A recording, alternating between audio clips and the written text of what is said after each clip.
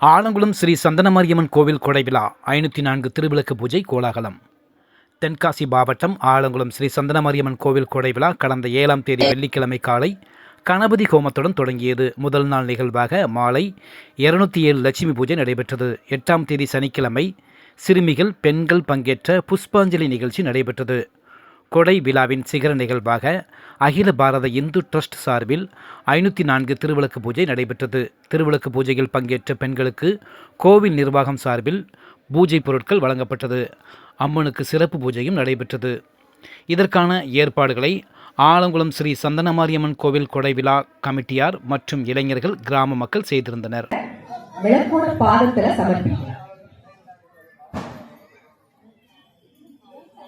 இப்போ கோவில் விளக்க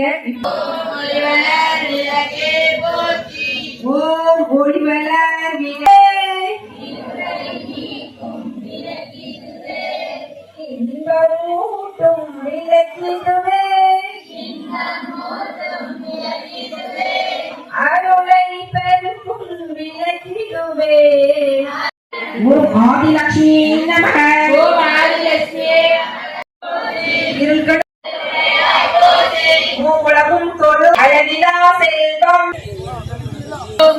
அடுத்தது கலச பூஜை.